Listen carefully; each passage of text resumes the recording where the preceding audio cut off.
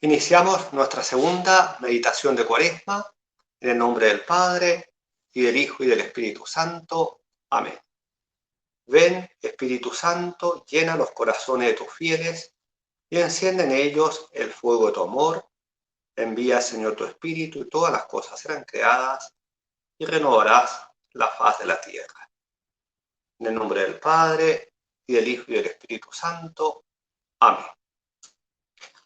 Esta segunda meditación tiene por título La pérdida del sentido de Dios y la pérdida del sentido del pecado.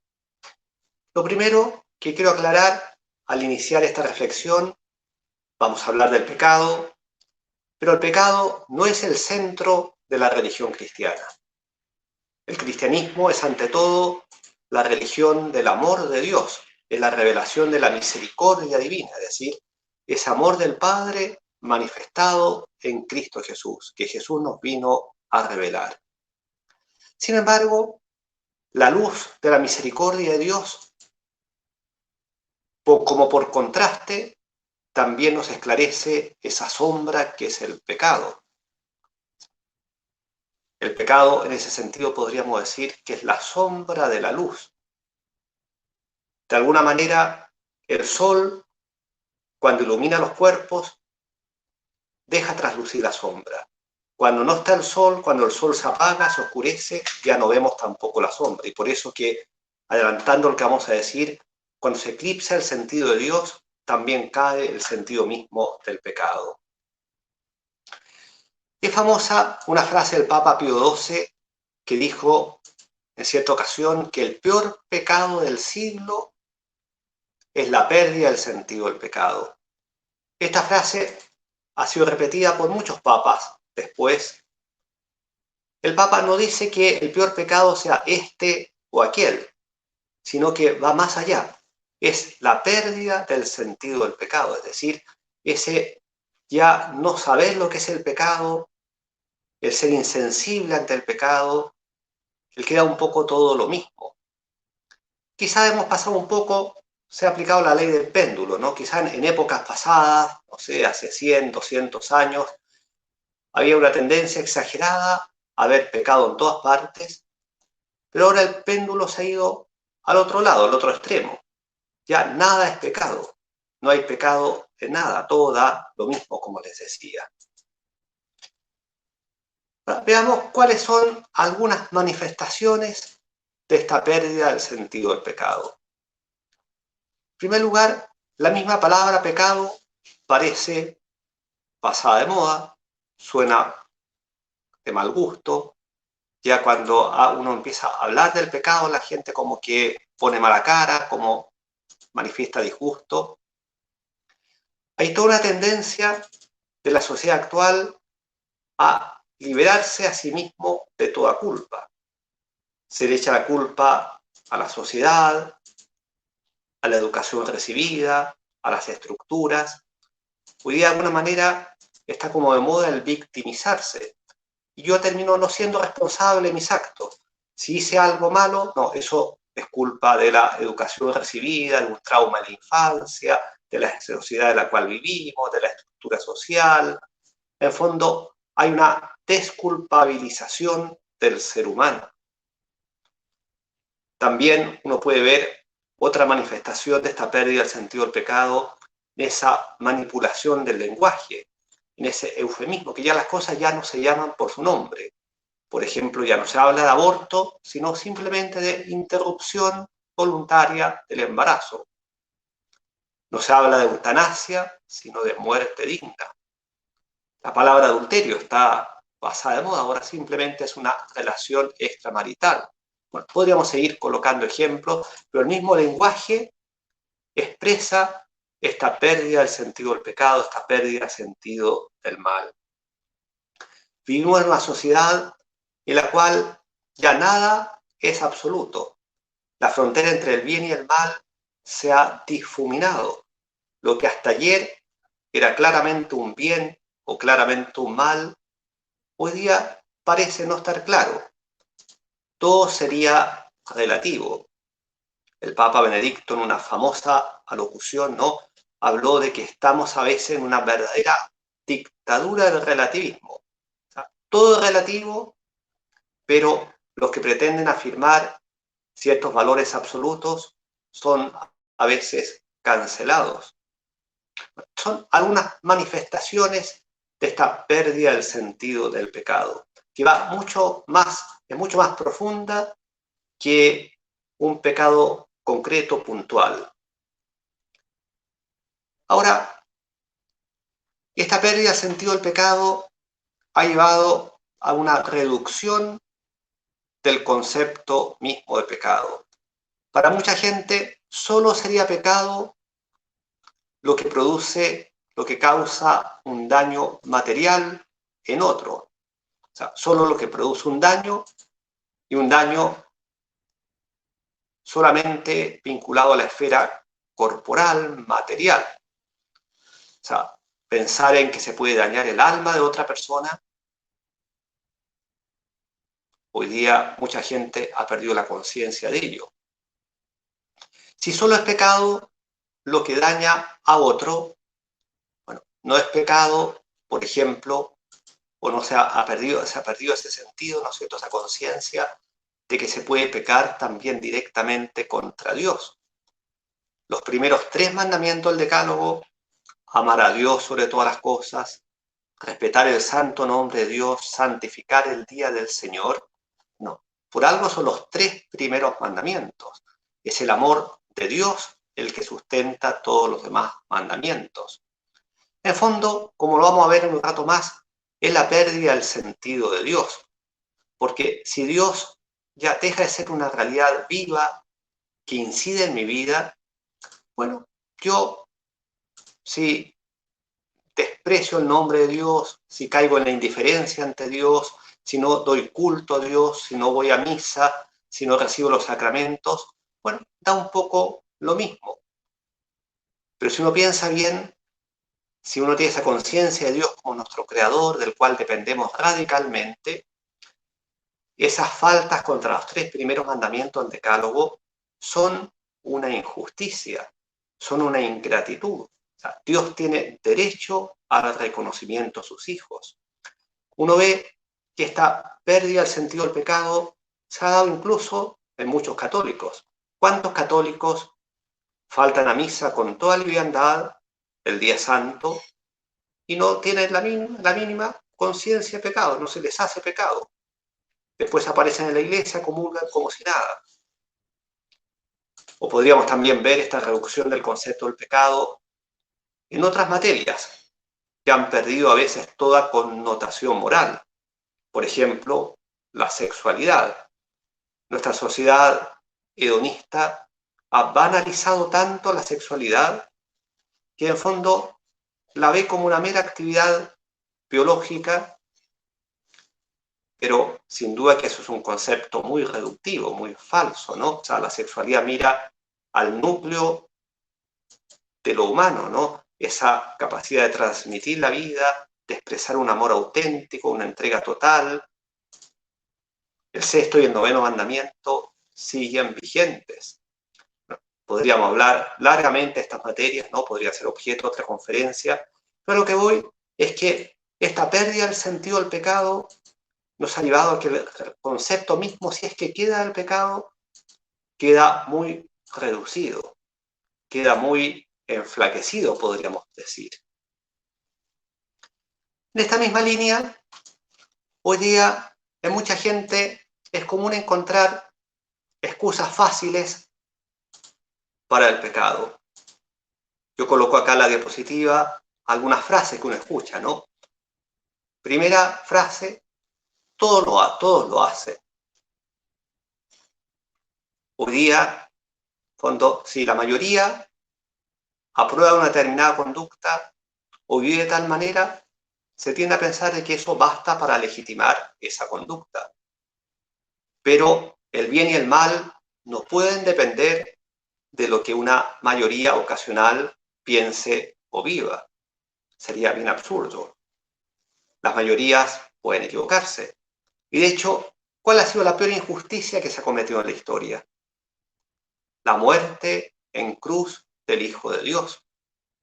Y esa muerte en cruz, esa mayor injusticia fue decretada por una mayoría que vociferó, crucifícale, crucifícale. Otra excusa que se suele escuchar: los tiempos han cambiado, pero eso creo yo que no dice nada. La humanidad puede conocer progresos morales o puede conocer también retrocesos morales. También a veces se escucha de personas que dicen: hay cosas peores, y creen que porque hay algo peor justifica su comportamiento. Pero es una falta de lógica más elemental. Evidentemente, el homicidio, por ejemplo, es peor que la mentira, pero eso no hace legítima la mentira. O sea, el argumento de que hay cosas peores no justifica nada. Y quizás un argumento particularmente insidioso que puede darse en los creyentes, en los cristianos, es ese pensamiento de que Dios es misericordioso, lo perdona todo y lo importante es amar, lo importante es el amor. Es verdad, sin duda, la misericordia del Padre es la gran revelación del Evangelio, la gran revelación de Jesucristo, ese perdón que se nos ofrece a raudales. Pero, cuidado, no podemos aislar una idea del Evangelio dejando de lado otras ideas, otras enseñanzas del mismo Jesús. Si uno lee el Evangelio, Jesús es muy claro también respecto al pecado. Y tiene frases fuertes, ¿no? Como cuando dice: si tu ojo derecho te es ocasión de pecado, córtatelo, que más vale ir con un ojo al cielo que con los dos ojos al infierno. A propósito de esto, San Alfonso María Ligorio tiene una frase muy lúcida, dice: no merece misericordia quien se sirve de ella para ofender a Dios. Es decir, aquella persona que dice: no, da lo mismo, total, Dios me va a perdonar, Dios es misericordioso. No, esa persona no merece misericordia. Dios usa su misericordia con quien le ama, no a quien se sirve de ella para no amarlo. La misericordia nunca puede ser un pretexto para el pecar. Distinto es que la persona que ya ha pecado, sin duda que tiene que confiar en la misericordia, tiene que levantarse, tiene que acudir con toda humildad y confianza a los pies de Jesús. Pero no puede ser un pretexto antes de pecar, ya previendo la misericordia de Dios. Podríamos decir que estas excusas son excusas livianas, tontas, pero que en el fondo son una expresión más de esta pérdida del sentido, en último término, del bien y del mal. ¿Cuál es la causa última de esta pérdida del sentido del pecado? Ya lo hemos adelantado, lo han dicho también los papas, la causa última es la pérdida del sentido de Dios. Si se eclipsa el sol, ya no vemos la sombra. Si se eclipsa la fe en el Dios verdadero, todo cae. Ya no tenemos la luz para distinguir entre una cosa y otra. Ese eclipse de Dios es la progresiva ofuscación de la capacidad de percibir la presencia vivificante y salvadora de Dios. Esta pérdida del sentido de Dios tiene varias manifestaciones. Su manifestación más extrema, pero quizás no tan común hoy día, es el ateísmo. Hoy día poca gente niega abiertamente a Dios, porque ya negar a Dios implica de alguna manera comprometerse con una idea. Y hoy día el compromiso no está de moda. Lo más común hoy día es un cierto agnosticismo, un indiferentismo, ¿no? El agnóstico es el que no sabe, suspende el juicio, puede que haya Dios, puede que no lo haya. Y sobre todo el indiferentismo, es decir, el que el problema de Dios, las realidades espirituales, me sean indiferentes. No es lo que me importa. Lo que me importa es esta tierra, es pasarlo bien. Esta tierra es lo que importa. Y en este indiferentismo pueden caer también, y desgraciadamente de hecho caen los cristianos, que caen en una suerte de materialismo práctico, es decir, que aun cuando a lo mejor conservan una cierta fe, una cierta religiosidad, una cierta práctica incluso, pero en la práctica viven como si Dios no existiera. En la práctica se vive solo para esta tierra, sin la perspectiva del cielo. Entonces, esa es la pérdida del sentido de Dios. Puede, como les decía recién, que quede una apariencia de religiosidad, porque el hombre es un ser naturalmente religioso. Es muy difícil que esa religiosidad natural, esa sensibilidad religiosa se pierda totalmente. Y por eso, a lo mejor ante una dificultad, esa persona puede rezar, puede hacer alguna manda, pero en el fondo es una fe que no incide en la vida. O quizás un pequeño excursus, ¿no? Otra manifestación de esta pérdida del sentido de Dios, esta moda que se ha dado en algunos países de Occidente, sobre todo en gente joven, de sentirse cercana al budismo. Pero es un budismo light, podríamos decir, que no tiene nada que ver con el budismo practicado en la India o en Oriente. Es un budismo light, pero que no implica la vida, que no implica un código moral, un camino moral. Bueno, es la pérdida del sentido de Dios, ese eclipse de la fe en ese Dios verdadero manifestado en Jesucristo. ¿Y a qué ha llevado esta pérdida del sentido de Dios? Acá voy a citar a dos pensadores muy distintos el uno del otro, en las antípodas podríamos decir, pero que en el fondo nos dicen lo mismo.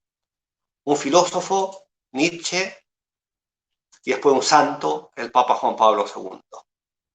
Nietzsche, como ustedes habrán escuchado, este filósofo que en el siglo XIX proclamó la muerte de Dios.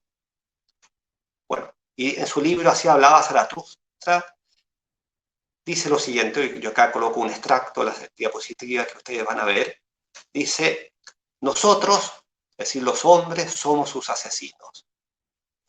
Pero, ¿qué hicimos al cortar las ligaduras que unían esta tierra con su sol? ¿A dónde se dirige ahora? ¿A dónde vamos nosotros? ¿No vamos despeñándonos continuamente?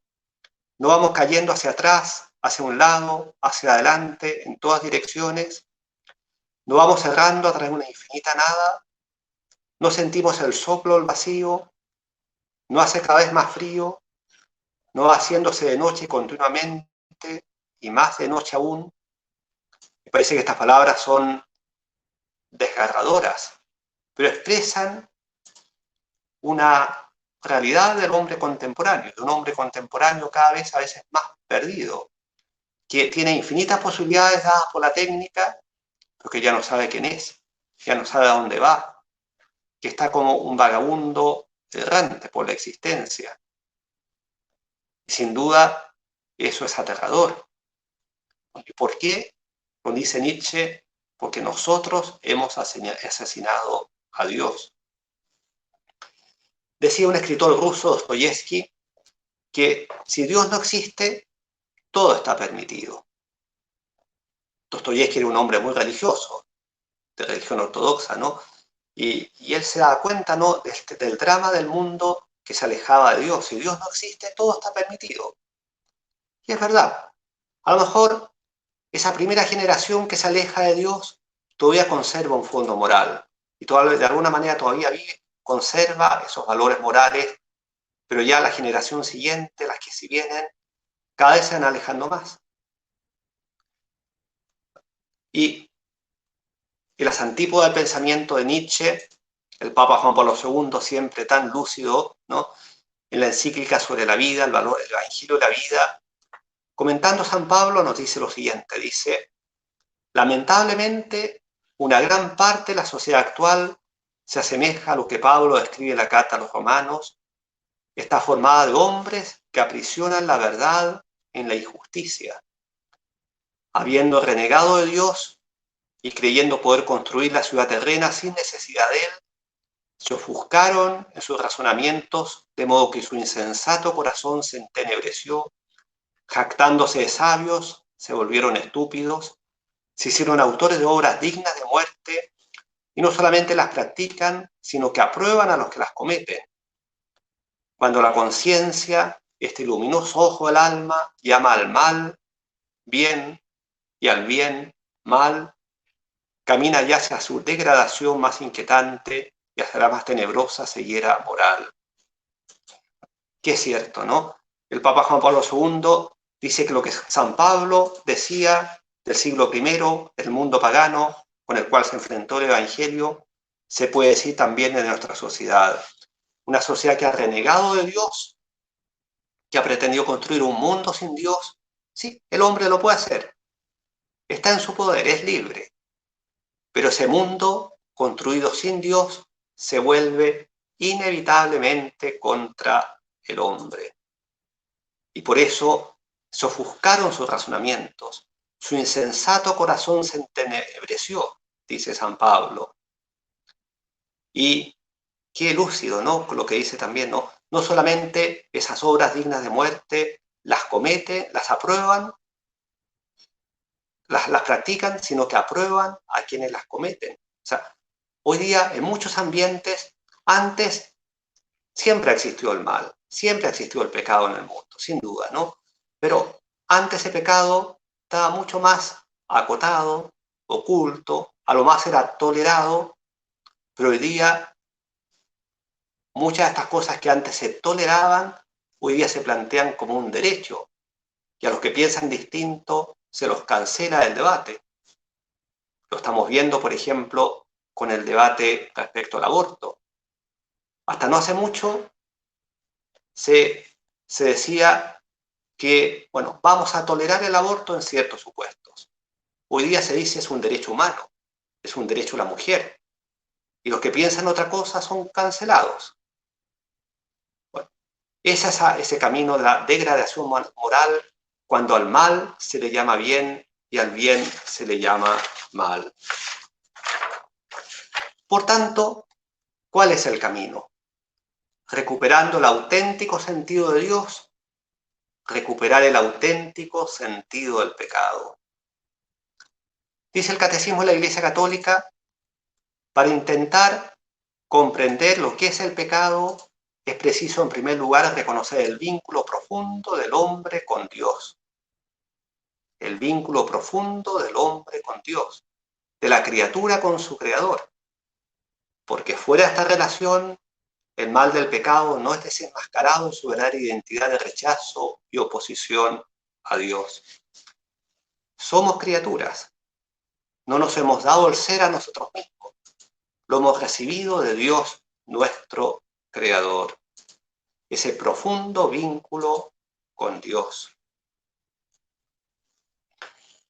Y por tanto, ¿cuál es el sentido más profundo del pecado? El pecado, nos enseña la Escritura, en su sentido más profundo, es ofensa a Dios. No es un mero error, no es un mero fallo, también sin duda. No es un mero defecto de crecimiento, es una ofensa a Dios. ¿Y por qué una ofensa a Dios? Podríamos decir, por una parte, es una desobediencia a la ley divina. Siempre el pecado es una desobediencia. Esa ley que está inscrita en nuestros corazones, que Dios grabó en las tablas de la ley, el decálogo. De alguna manera, el pecado es siempre reflejo de esa rebelión originaria, ese no serviré de los ángeles rebeldes que se replicó en el pecado de nuestros primeros padres en el paraíso y se replica en cada generación humana. El pecado también deforma la imagen divina en el hombre, deforma esa imagen divina en el que puede ser afectado por nuestro pecado y deforma también la imagen divina en nosotros. El pecado es siempre un despreciar los dones de Dios. Dios nos ofrece su gracia para obrar el bien. Nos da su auxilio para rechazar la tentación al mal. Por tanto, si caemos en el pecado, estamos despreciando ese auxilio, esa gracia que Dios nos ofrece. San Agustín, Santo Tomás de Aquino, expresa el pecado, coloco acá la frase en latín, aversio a Deo, conversio ad creatura. Es decir, es ese dar la espalda a Dios esa aversión de Dios para volverse algo creado. Siempre, al menos implícitamente, no siempre esto es explícito, ¿no? Pero en todo pecado implícitamente, el hombre le da la espalda a Dios su creador para preferir a Dios y a su amor a alguna realidad creada. El pecado entonces no lo vamos a comprender totalmente mientras no comprendemos que eso es una ofensa contra Dios, nuestro creador y nuestro Señor. Recuperar el sentido del pecado.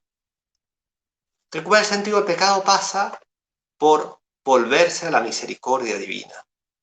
La misericordia justamente tiene sentido porque es el amor de Dios que se inclina ante nuestra miseria para sanarla, para elevarla. En ese sentido, Ratzinger, futuro Papa Benedicto, siempre también muy lúcido, nos dijo en una homilía: la misericordia de Cristo no es una gracia barata, no implica trivializar el mal. Cristo lleva en su cuerpo y en su alma todo el peso del mal, toda su fuerza destructora, que me transforma el mal en el sufrimiento, en el fuego de su amor doliente. Lo vamos a ver en pocas semanas más, la noche del Jueves Santo en Getsemaní y el Viernes Santo cuando acompañamos a Jesús en su dolorosa pasión y muerte. Él lleva en su propio cuerpo y en su alma todo el peso del pecado. La cruz de Cristo, su dolorosa pasión, que es la máxima inclinación de la misericordia divina sobre el hombre, implicó un precio muy alto, el precio de su pasión, de su sangre. Ahí está el sentido más profundo del pecado. San Pablo llega a decir que a Jesús Dios lo hizo pecado, Él se hizo pecado, es decir, cargó con todo el pecado del mundo. Recuperar el sentido del pecado. Esto pasa por formar la conciencia, examinar nuestra conciencia, la importancia de la formación moral.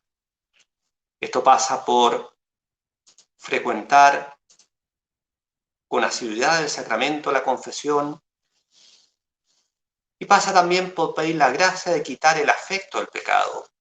Esto es un detalle importante. Los maestros de espiritualidad han enseñado siempre que quien quiere de verdad dejar el pecado tiene que desapegar su corazón de todo afecto, es decir, de ese gusto del pecado. De alguna manera, esa actitud de aquella persona que dice, bueno, no lo hago, pero si no fuera pecado lo haría.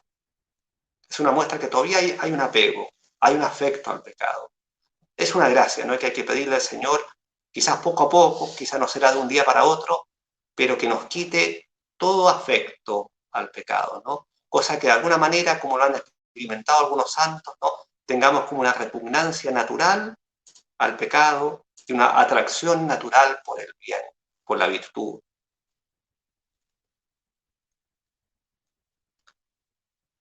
Y termino, si decíamos que el pecado es ofensa a Dios, que Jesucristo cargó con el pecado del mundo, Cordero de Dios que quitas el pecado del mundo, decimos en la misa. Bueno, mirando la cruz de Cristo, podemos entender toda la hondura del pecado y con las palabras del famoso salmo penitencial de la Biblia, el Miserere, ¿no? Mirando la cruz de Cristo podemos decir: misericordia, Dios mío, por tu bondad, por tu inmensa compasión borra mi culpa, lava del todo mi delito, limpia mi pecado. Pues yo reconozco mi culpa, tengo siempre presente mi pecado. Contra ti solo me cometí la maldad que aborreces.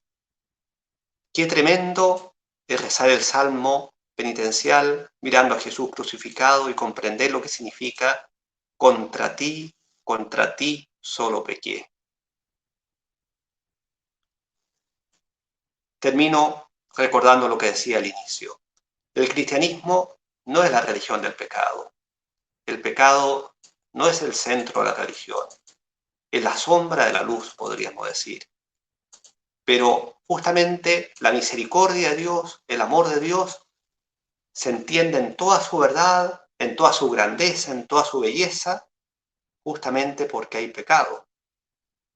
Si desconocemos el pecado, si le quitamos sentido y valor, no estamos cerrando a la misericordia de Dios. La misericordia de Dios va a orar en nosotros en la medida que reconozcamos. Es como un enfermo que tiene que reconocer sus llagas para que el médico lo pueda sanar.